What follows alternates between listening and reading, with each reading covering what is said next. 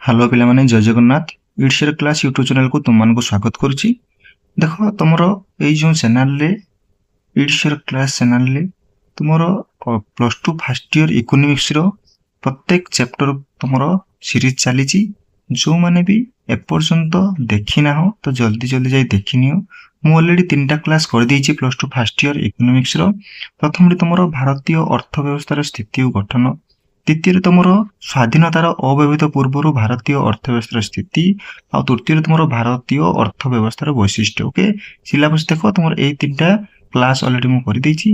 आज तुम ये जो भारतीय अर्थव्यवस्थार वैशिष्ट्य गोटे सब कैटेगरी अच्छी गोटे छोटिया टॉपिक टे तो सहीटा आम पढ़ा जोटा कि भारतीय अर्थनीति एक प्रगतिशील अर्थनीति। ओके तो सही चैप्टर पढ़ा ता पूर्व जो माने भी यही 3टी वीडियो देखी ना हो जल्दी जल्दी जाइकी देखनी हो। ओके तो आज से टॉपिक को पढ़ा।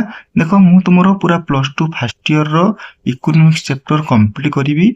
ओके आउ प्लस टू सेकेंड इयर रो तो जो माने वीडियो रे नुआ आछ वीडियो को लाइक करिवो शेयर करिवो सब्सक्राइब कर दबो बेल आइकन दबे पय जमा भी भूलिबोनी। ओके चलो देखिबा तुमरो आज रो टॉपिक पढ़िबा में कोन अछि आज रो टॉपिक। ओके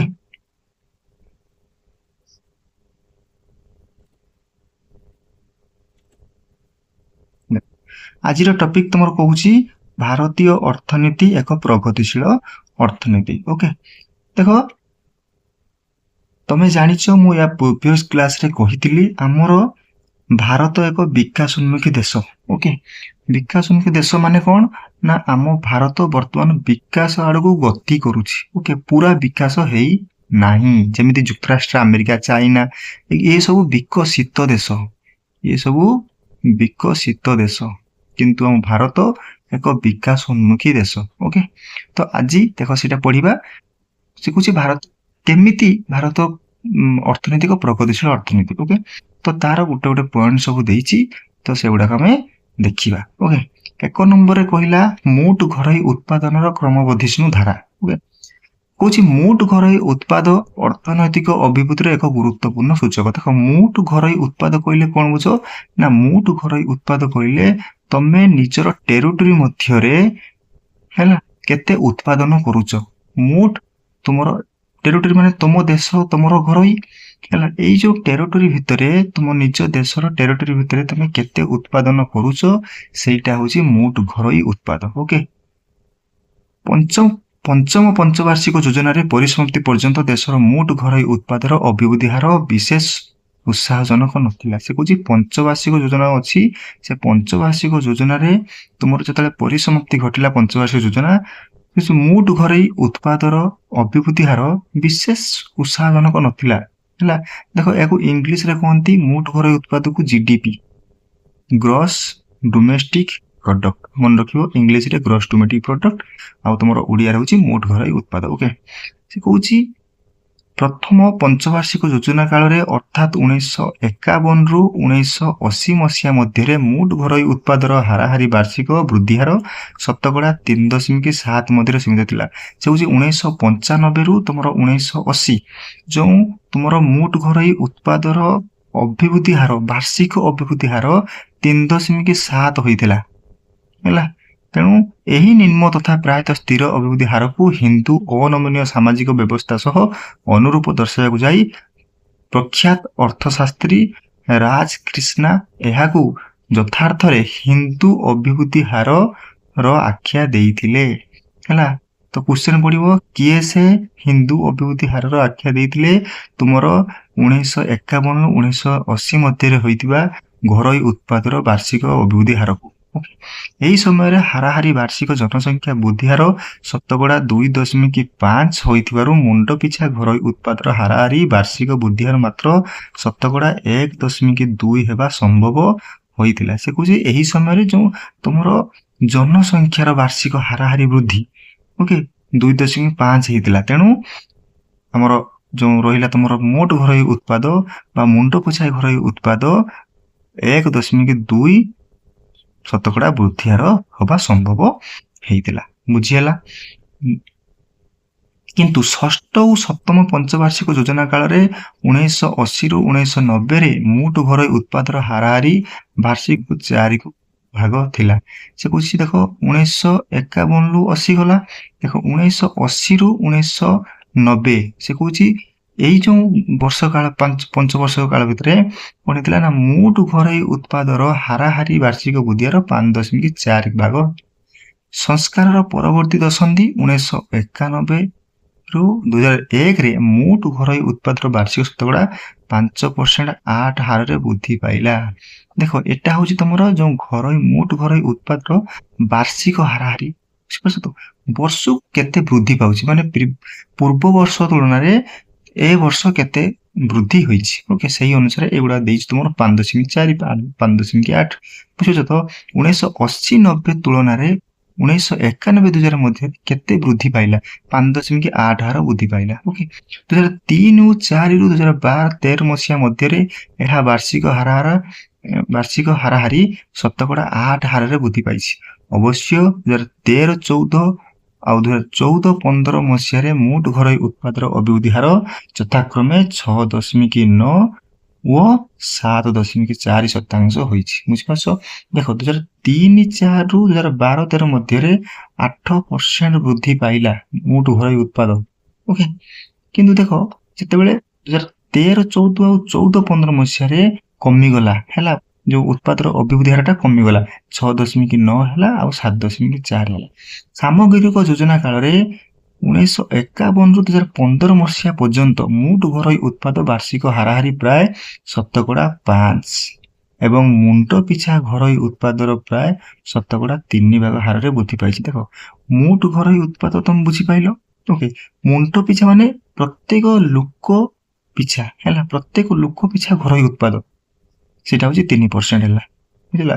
ପୁରା ଓଭରାଲି ଦେଖିବାକୁ ଗଲେ 1951-2015 ମସିହାରେ 15 ମସିହା ପର୍ଯ୍ୟନ୍ତ ମୋଟ ଘରୋଇ ଉତ୍ପାଦର ଯୋଉ ବାର୍ଷିକ ହାରାହାରିଟା ତମର 5% ବୃଦ୍ଧି ପାଇଲା ଆଉ ମୁଣ୍ଡ ପିଛା ଘରୋଇ ଉତ୍ପାଦଟା 3% ବୃଦ୍ଧି ପାଇଲା। ଓକେ, ସ୍ୱାଧୀନତା ହାସଲ କରିବା ସମୟରେ ଭାରତୀୟ ଅର୍ଥ ବ୍ୟବସ୍ଥାର ଗତିହୀନତା ଅବସ୍ଥାକୁ ବିଚାରକୁ ନେଲେ ଯୋଜନା କାଳରେ ମୋଟ ଘରୋଇ ଉତ୍ପାଦର ବାର୍ଷିକ ହାରାହାରି ଶତକଡ଼ା 5% ହାରରେ ଅଭିବୃଦ୍ଧି କମ୍ ପ୍ରଶଂସନୀୟ ନୁହେଁ।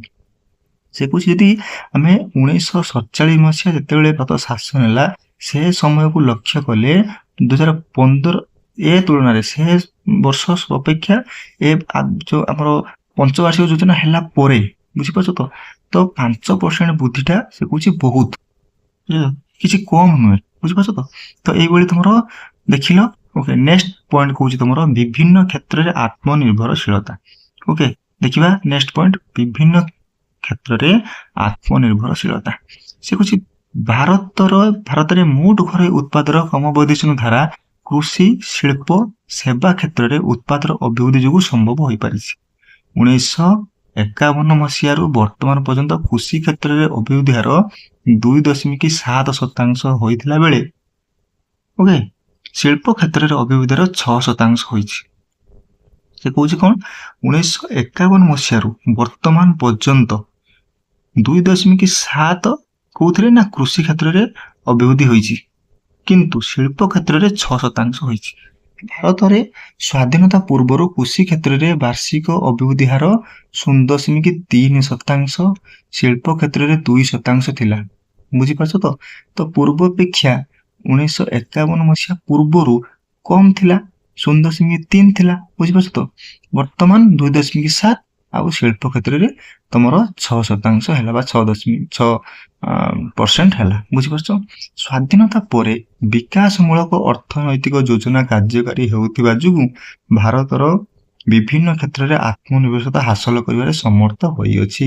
ସେ କହୁଛି କଣ ନା ଏଇ ଯୋଉ ତମର ପଞ୍ଚବାର୍ଷିକ ଯୋଜନା ବା ବିଭିନ୍ନ ପ୍ରକାର ଯୋଉ ତମର ଯୋଜନା ସବୁ କରାଗଲା, ଅର୍ଥନୈତିକ ଯୋଜନା ସବୁ କରାଗଲା, ସେ ଅର୍ଥନୈତିକ ଯୋଜନା କରିବା ଫଳରେ ତମର କଣ ହେଲା ନା ଏଇ ଯୋଉ ତମର ଯୋଉ ସବୁ କ୍ଷେତ୍ର ରହିଲା ଯେମିତି ଏଗ୍ରିକଲଚର, କୃଷି କ୍ଷେତ୍ର, ଶିଳ୍ପ କ୍ଷେତ୍ରରେ ଆତ୍ମନିର୍ଭରଶୀଳତା କଣ ହେଲା ନା ବୃଦ୍ଧି ଘଟିଲା।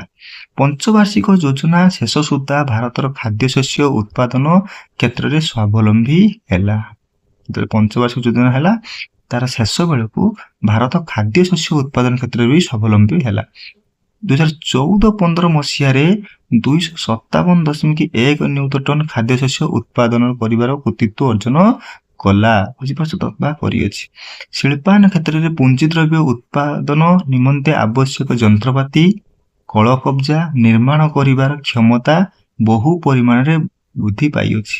ହେଲା, ତମକୁ ମୁଁ ପଢେଇଥିଲି ଇଣ୍ଡିପେଣ୍ଡେନ୍ସ ପୂର୍ବରୁ କଣ ହଉଥିଲା ନା ଏଇ ଯୋଉ ଆମ ପାଖରେ ରିସୋର୍ସ ଥିଲା କିନ୍ତୁ ତାକୁ ଉତ୍ପାଦନ ଆମେ କରିପାରୁନଥିଲେ, କାମରେ ଲଗେଇ ପାରୁନଥିଲେ, ଯନ୍ତ୍ରପାତି ତିଆରି କରିପାରୁନଥିଲେ, କଳ କବ୍ଜା ନିର୍ମାଣ କରିପାରୁନଥିଲେ। କିନ୍ତୁ ତାପରେ ଯୋଉ ତମର ପଞ୍ଚବାର୍ଷିକ ଯୋଜନା ଆଇଲା, ବିଭିନ୍ନ ଅର୍ଥନୈତିକ ଯୋଜନା ସବୁ ଆଇଲା, ସେଥିପାଇଁ କଣ ହେଲା ନା ତମର ଯନ୍ତ୍ରପାତି, କଳ କବ୍ଜା ଏସବୁ ନିର୍ମାଣ ହେଇପାରିଲା, ନିଜ ଦେଶ ଭିତରେ ହେଇପାରିଲା। ଯୋଜନା ବ୍ୟୟରେ ବିଦେଶ ସହାୟତାର ଅଂଶ ବିଶେଷ ଭାବେ ହ୍ରାସ ପାଇଲା, ତେଣୁ ଆମେ ଆଉ ବିଦେଶ ଉପରେ ନିର୍ଭର କରୁନଥିଲେ। କିନ୍ତୁ ତମର ସ୍ୱାଧୀନତା ପୂର୍ବରୁ ଆମେ ଏଇ ସବୁ ଜିନିଷ ପାଇଁ, ହେଲା, ଯୋଉ ଶିଳ୍ପ ଜିନିଷ ପାଇଁ ଆମେ କଣ କରୁଥିଲେ, ଅନ୍ୟ ଦେଶ ଉପରେ ନିର୍ଭର କରୁଥିଲେ। ଓକେ, ତାପରେ ଆମେ ଆଉ ନିର୍ଭର କରିବାକୁ ଆମକୁ ପଡିଲା ନାହିଁ। 1991-92 ମସିହାରେ ଉଦାରୀକରଣ ଜଗତୀକରଣ ନୀତି ଅବଲମ୍ବନ କରିବା ପରେ ଭାରତର ରପ୍ତାନି ପରିମାଣରେ ବହୁଗୁଣ ବୃଦ୍ଧି ପାଇଲା। ସେ କହୁଛି 1991-92 ମସିହାରେ ଉଦାରୀକରଣ ଜଗତୀକରଣ ନୀତି ଅବଲମ୍ବନ କରିବା ପରେ ଭାରତର ରପ୍ତାନି ପରିମାଣ ବହୁଗୁଣରେ ବୃଦ୍ଧି ଘଟିଛି। ରପ୍ତାନି ବୁଝିପାରୁଛ ତ, ନିଜ ଦେଶରୁ ଜିନିଷପତ୍ର ବାହାର ଦେଶକୁ ଯିବା। ସମ୍ପ୍ରତି ଭାରତରେ ବୈଦେଶିକ ମୁଦ୍ରା ପାଣ୍ଠିର ପରିମାଣ 341.6 ବିଲିୟନ ଆମେରିକୀୟ ଡଲାରରେ ପହଞ୍ଚି ପାରିଅଛି। ଏହି ସମସ୍ତ ବିଷୟକୁ ବିଚାରକୁ ନେଲେ କୁହାଯାଇପାରେ ଯେ ଭାରତ ଯୋଜନା କାଳରେ ବିଭିନ୍ନ କ୍ଷେତ୍ରରେ କେତେକାଂଶରେ ଆତ୍ମନିର୍ଭରଶୀଳତା ହାସଲ କରିପାରିଛି। ଓକେ, ଦେନ୍ ତମର 3 ନମ୍ବର ପଏଣ୍ଟ କହୁଛି ଆଧୁନିକରଣ। ଓକେ, କଣ ମଡର୍ଣ୍ଣାଇଜେସନ ହେଲା? ଓକେ, ଆଧୁନିକରଣ କ୍ଷେତ୍ରରେ ଭାରତୀୟ ଅର୍ଥନୀତିର ସାଫଲ୍ୟ ବିଶେଷ ନିରୁତ୍ସାହିତ ନୁହେଁ। ଏହା ଭାରତୀୟ ଅର୍ଥନୀତିରେ ସଂଗଠିତ ହୋଇଥିବା ଢାଞ୍ଚାଗତ ତଥା ସଂସ୍ଥାନିକ ପରିବର୍ତ୍ତନକୁ ପ୍ରତୀୟମାନ ହୁଏ। ଯୋଜନା କାଳରେ ଦେଶରେ ହୋଇଥିବା ଢାଞ୍ଚାଗତ ପରିବର୍ତ୍ତନ ନିମ୍ନରେ ଉଲ୍ଲେଖ କରାଗଲା। କଣ କଣ ସବୁ ଢାଞ୍ଚାଗତ ତମର ପରିବର୍ତ୍ତନ ହେଇଛି ଦେଖିବା। ଓକେ, ସେ କହୁଛି ମୋଟ ଘରୋଇ ଉତ୍ପାଦରେ କୃଷି ଓ ଆନୁଷଙ୍ଗିକ କ୍ଷେତ୍ର, ଯୋଉଟା କି ପ୍ରାଥମିକ କ୍ଷେତ୍ର।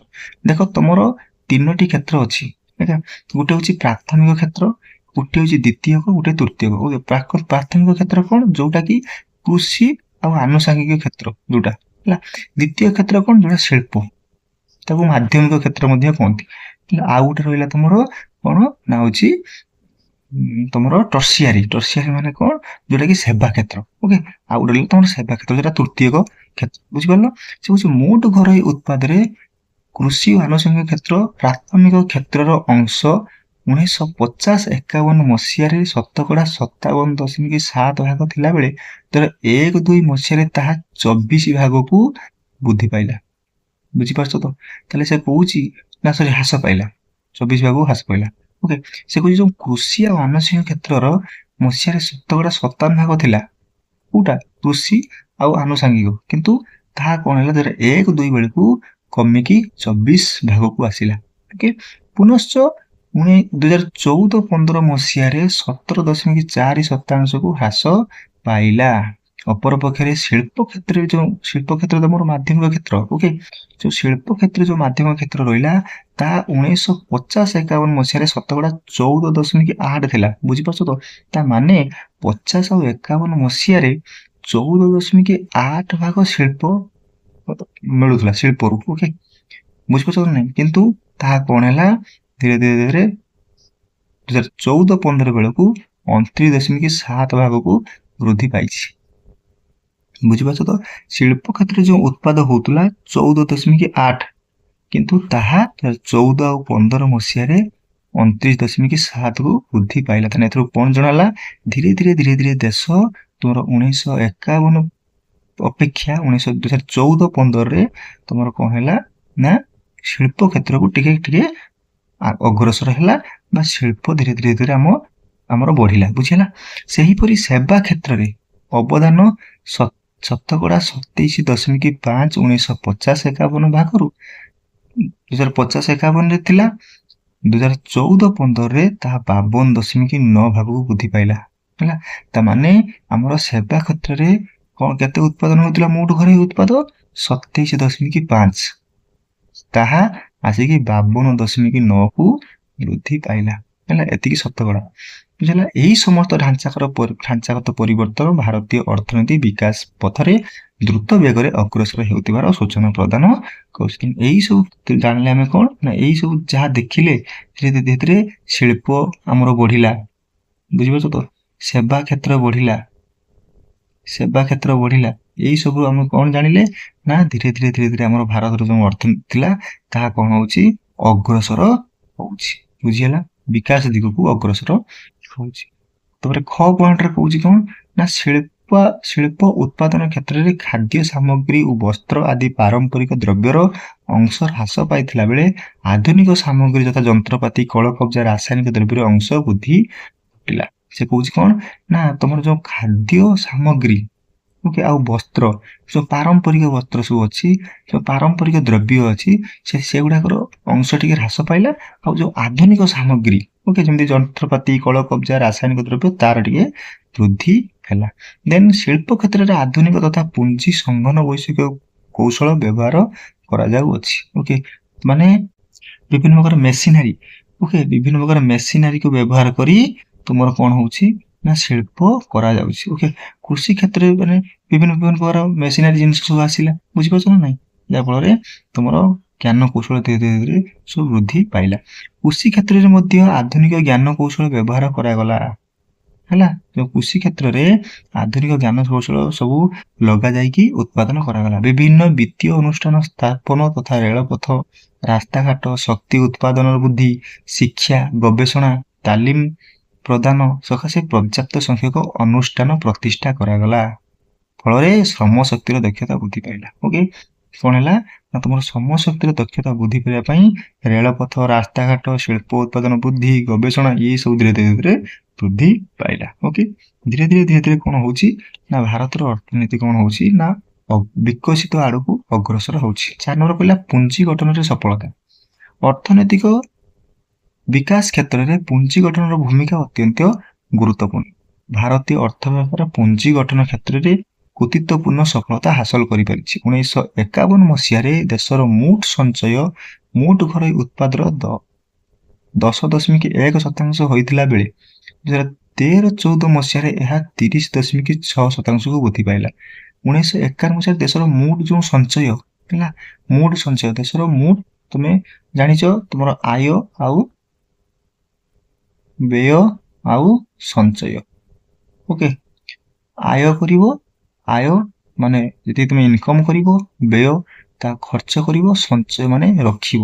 ଓକେ, ସେ କହୁଛି ସେ ଯୋଉ ଦେଶର ମୋଟ ସଞ୍ଚୟ 1951ରେ ମୋଟ ଘରୋଇ ଉତ୍ପାଦର ହେଲା ଯେତିକି ଟଙ୍କା ଆମର ରୋଜଗାର ହଉଥିଲା, ଯେତିକି ଟଙ୍କା ଉତ୍ପାଦ ହଉଥିଲା, ବୁଝୁଛ ତ, ସଞ୍ଚୟ ହଉଥିଲା 10.1%। 2013-14ରେ ତା ବଢିକି 30.6କୁ ବୃଦ୍ଧି ପାଇଲା। ସେହିପରି 1951 ମସିହାରେ ମୋଟ ଘରୋଇ ସ୍ଥିର ପୁଞ୍ଜି ଗଠନ ମୋଟ ଘରୋଇ ଉତ୍ପାଦର 8.4% ହୋଇଥିଲା ବେଳେ 2013-14 ମସିହାରେ ଏହା ଅଂଶ ପ୍ରାୟ 32.3କୁ ବୃଦ୍ଧି ପାଇଅଛି। ଅବଶ୍ୟ ଏହି ତୁଳନାରେ ଭାରତର ଜାତୀୟ ଆୟର ଅଭିବୃଦ୍ଧିର ଅନ୍ତତଃ ନଗଣ୍ୟ ମନେ ହୁଏ। ଉଚ୍ଚ ପୁଞ୍ଜି ଉତ୍ପାଦ ଅନୁପାତ ନିମ୍ନ ଅଭିବୃଦ୍ଧି ହାର ଏକ ମୁଖ୍ୟ କାରଣ ହୋଇପାରେ।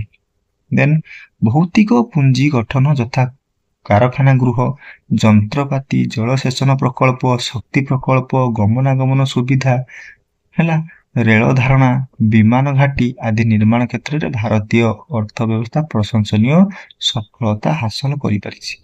ଯେମିତି ଶିକ୍ଷା, ଗବେଷଣା, ତାଲିମ, ସ୍ୱାସ୍ଥ୍ୟସେବା କ୍ଷେତ୍ରରେ ବ୍ୟୟ ବୃଦ୍ଧି ପାଉଥିବାରୁ ଭାରତରେ ମାନବ ପୁଞ୍ଜିର ମଧ୍ୟ ଅଭିବୃଦ୍ଧି ଘଟୁଅଛି। ଓକେ, ଦେଖ ନେକ୍ସଟ ତମର କହିଲା ମୁଣ୍ଡ ପିଛା ଆୟର କ୍ରମବର୍ଦ୍ଧିଷ୍ଣୁ ଧାରା। ଓକେ, ମୁଣ୍ଡ ପିଛା ଆୟ କଣ, ତମେ ପ୍ରିଭିୟସ କ୍ଲାସରେ ମୁଁ ତମକୁ କହିଛି ମୁଣ୍ଡ ପିଛା ଆୟ କଣ। ଓକେ, ମୁଣ୍ଡ ପିଛା ଆୟ ଜଣେ ବ୍ୟକ୍ତିର ହାରାହାରି ଆୟ। ଓକେ, ଜଣେ ବ୍ୟକ୍ତି କେତେ ରୋଜଗାର କରୁଛି ତାର ଏଭରେଜ କୁ ମୁଣ୍ଡ ପିଛା ଆୟ କୁହାଯାଏ। ହେଲା, ଜଣେ ବ୍ୟକ୍ତି କେତେ ରୋଜଗାର କରୁଛି, ଓକେ, ସେଟା ତାର ମୁଣ୍ଡ ପିଛା ଆୟ। ପୂର୍ବରୁ ସୂଚନା ଦିଆଯାଇଅଛି ଯେ ଭାରତରେ ମୁଣ୍ଡ ପିଛା ଆୟ ନୂନ୍ୟ ହେଲେ ମଧ୍ୟ ଏହା ଅବାରିତ ଧାରାରେ ବୃଦ୍ଧି ପାଇବାରେ ଲାଗିଛି। ଉଦାହରଣ ସ୍ୱରୂପ 2006 ମସିହାରେ ଦେଶର ମୁଣ୍ଡ ପିଛା ଆୟ ବା ପ୍ରଚଳିତ ବଜାର ଦରର ମୁଣ୍ଡ ପିଛା ଜାତୀୟ ଘରୋଇ ଉତ୍ପାଦ $807 ଥିଲାବେଳେ 2007 ମସିହାରେ 950 ଏବଂ 2014 ମସିହାରେ ତାହା $1581.5 ବୃଦ୍ଧି ପାଇଛି। ବୁଝିପାରୁଛ ତ? ତେଣୁ ମୁଣ୍ଡ ପିଛା ଆୟ ଧୀରେ ଧୀରେ ବଢୁଛି ହେଲା।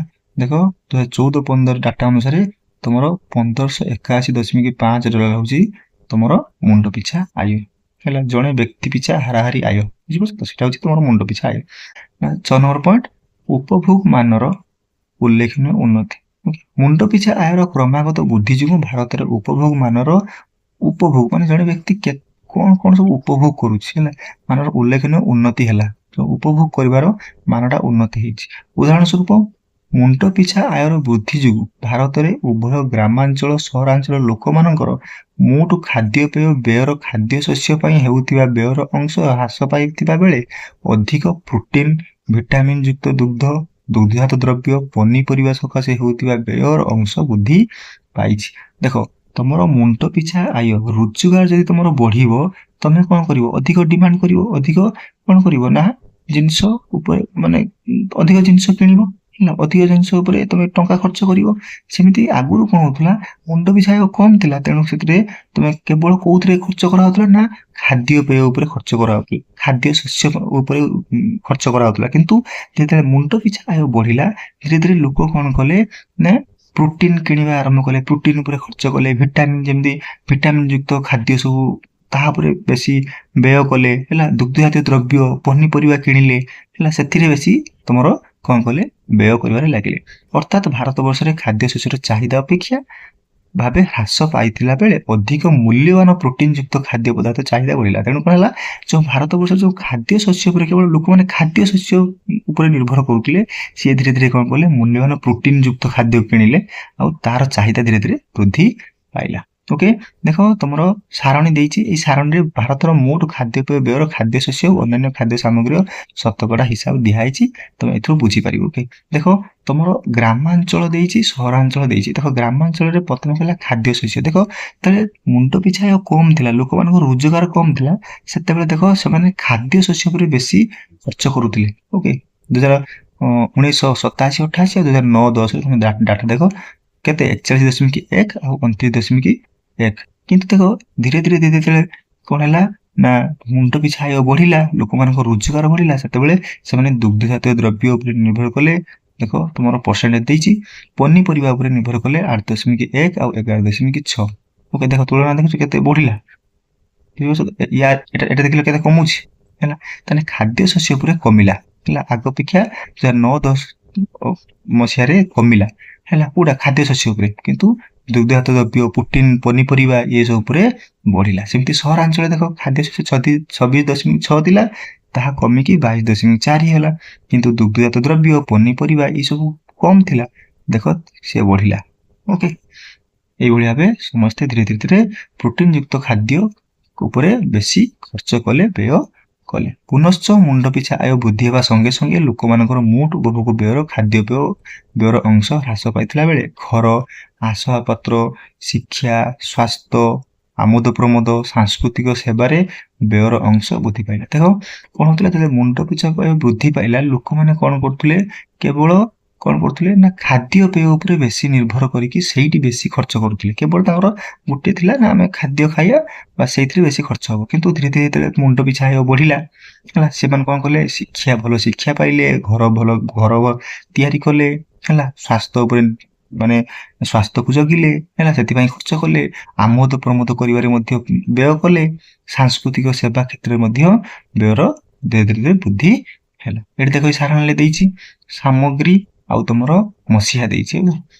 ସାମଗ୍ରୀ ଦେଖ ଖାଦ୍ୟପେୟରେ କଣ ହଉଥିଲା ନା 1999 ଆଉ 2000 ମସିହାରେ 40.1 ଥିଲା, ତାହା କମିଗଲା, କାହିଁକିନା ସେତେବେଳେ ଖାଦ୍ୟ ପଦାର୍ଥ ନିର୍ଭର କରୁଥିଲେ। ପୂର୍ବରୁ 2009-10ରେ ଦେଖ 26.9 ହେଇଗଲା। କିନ୍ତୁ ଗୃହ ଆସବାବପତ୍ର ତିଆରି କରିବା, ଶିକ୍ଷା, ସ୍ୱାସ୍ଥ୍ୟ ହେଲା, ଯୋଉ ଅବସର ବିନୋଦନ, ସାଂସ୍କୃତିକ ସେବାରେ ବହୁତ କମ ଥିଲା, 6.2, ତାହା ବଢିକି 7.8 ହେଲା। ବୁଝିଲ, ଉପରୋକ୍ତ କୃତିତ୍ୱକୁ ବିଚାରକୁ ନେଇ କୁହାଯାଇପାରେ ଯେ ଭାରତୀୟ ଅର୍ଥ ବ୍ୟବସ୍ଥା କେତେକ କ୍ଷେତ୍ରରେ ଅନଗ୍ରସର ରହିଥିଲେ ହେଁ ଏହା ଅର୍ଥନୈତିକ ବିକାଶ ପଥରେ ଦ୍ରୁତ ଗତିରେ ଅଗ୍ରସର ହେଉଅଛି। ତେଣୁ ନିଦ୍ୱନ୍ଦରେ କୁହାଯାଇପାରେ ଯେ ଭାରତୀୟ ଅର୍ଥନୀତି ଏକ ବିକାଶଶୀଳ ଅର୍ଥନୀତି। ବର୍ତ୍ତମାନର କେନ୍ଦ୍ର ସରକାର ଭାରତୀୟ ଅର୍ଥନୀତିକୁ 2020 ମସିହା ସୁଦ୍ଧା ଏକ ବିକଶିତ ଅର୍ଥନୀତିରେ ପରିଣତ କରିବା ସକାଶେ ପ୍ରୟାସ କରୁଛନ୍ତି। ଓକେ, ଏଇ ତମର ଥିଲା ଭାରତୀୟ ଅର୍ଥନୀତି ଏକ ବିକାଶଶୀଳ ଅର୍ଥନୀତି। ଏ ଟପିକଟି ତମର ସରିଲା। ଦେନ୍ ଆମେ ପଢିବା ଭାରତୀୟ ଅର୍ଥ ବ୍ୟବସ୍ଥାର ଢାଞ୍ଚାଗତ ପରିବର୍ତ୍ତନ, structural change in the Indian economy. Okay, ଠିକ ଅଛି। ତ ଭିଡ଼ିଓଟି ଏଠି ସରିଲା। ତ ଯୋଉମାନଙ୍କର କୌଣସି ଡାଉଟ ରହିଲା ତାହେଲେ ତମମାନେ ମତେ କମେଣ୍ଟ ସେକ୍ସନରେ ଜଣେଇବ। ମୁଁ ତମର ଡାଉଟକୁ କ୍ଲିୟର କରିବା ପାଇଁ ପୁଣି ଭିଡ଼ିଓ ନେଇ ଆସିବି। ଓକେ, ତ ଯଦି ଭିଡ଼ିଓଟି ତମକୁ ଇନଫର୍ମେଟିଭ ଲାଗିଛି, ଭିଡ଼ିଓଟି ତମକୁ ଭଲ ଲାଗିଛି, ଭିଡ଼ିଓଟିକୁ ଲାଇକ୍ କରିଦେବ। ଓକେ, ଲାଇକ୍ କରିଦେବ, ସେୟାର କରିଦେବ, ଆଉ ସବସ୍କ୍ରାଇବ କରିଦେବ। ଓକେ, ସବସ୍କ୍ରାଇବ କରିଦେବ, ଆଉ ବେଲ୍ ଆଇକନ୍ ଦେବା ପାଇଁ ଜମା ବି ଭୁଲିବନି।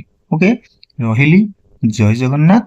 ଯଦି ତମର କୌଣସି ଟପିକ ଆଗରେ ଦରକାର ମତେ କମେଣ୍ଟ ସେକ୍ସନରେ କହିବ, ମୁଁ ତମର ସେଇ ଟପିକ ଆଗରେ ନେଇ ଆସିବି। ଓକେ, ରହିଲି।